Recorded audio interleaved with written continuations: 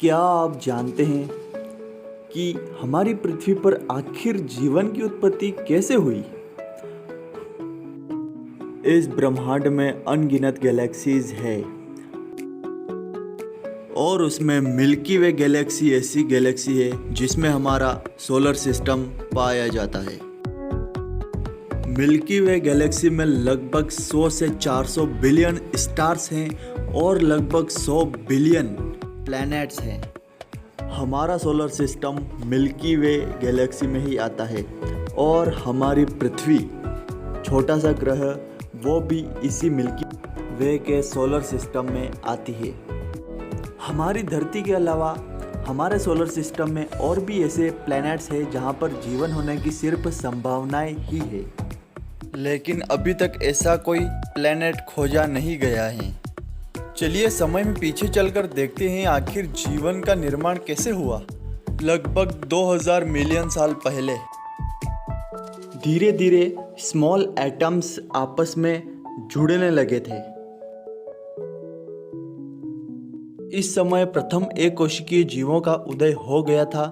वैज्ञानिक भी जानने की कोशिश कर रहे हैं कि आखिर अणुओं से कोशिका का निर्माण कैसे हो सकता है, और ये आज भी एक अनसुलझी पहेली है।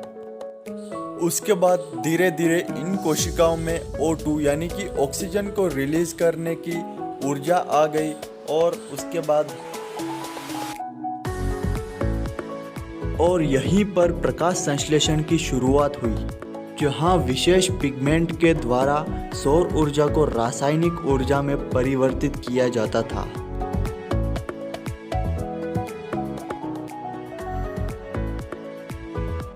धीरे धीरे एक कोशिकीय बहुकोशिकीय में परिवर्तित होने लगे और यह सफल सिद्ध हुआ।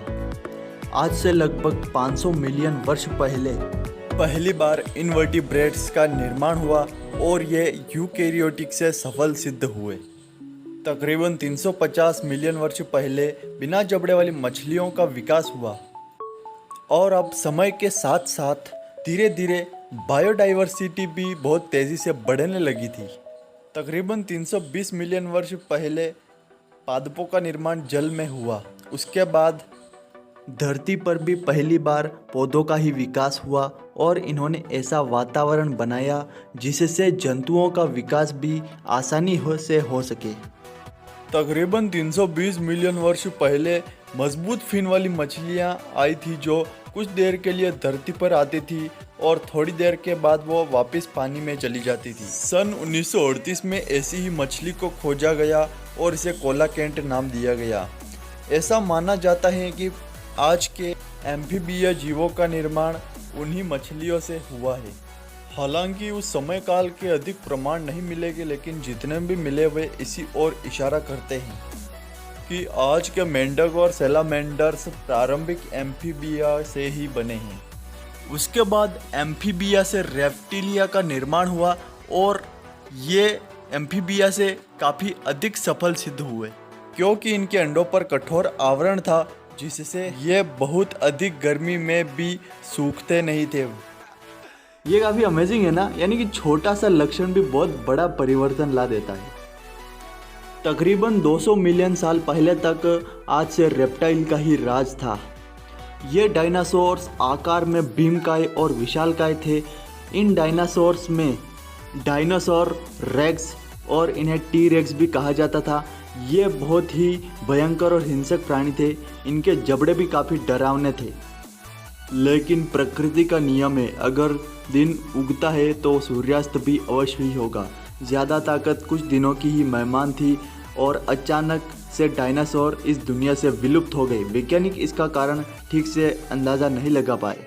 इस पृथ्वी पर आज भी डायनासोर्स के वंशज हैं और वे आकार में छोटे परंतु भयंकर हैं। उनमें सांप, क्रोकोडाइल्स और लिजार्ड आती हैं। जब रेप्टाइल्स का विकास हो रहा था तो साथ ही साथ पक्षियों का भी विकास होता गया। कुछ रेप्टाइल्स ऐसे थे जो उड़ने में भी सक्षम थे और उन्हीं से पक्षियों का भी निर्माण हुआ, यानी सरीसृप ही विकसित होकर पक्षियों में परिवर्तित हुए थे।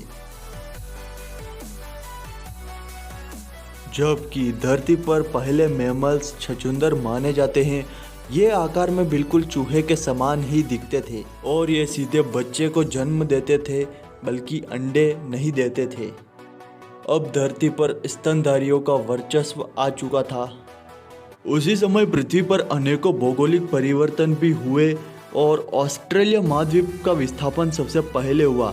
इसका प्रमाण यहाँ पर मिलता है। प्रोटोथीरियन और मेटाथीरियन जंतु वहाँ पर उपस्थित हैं।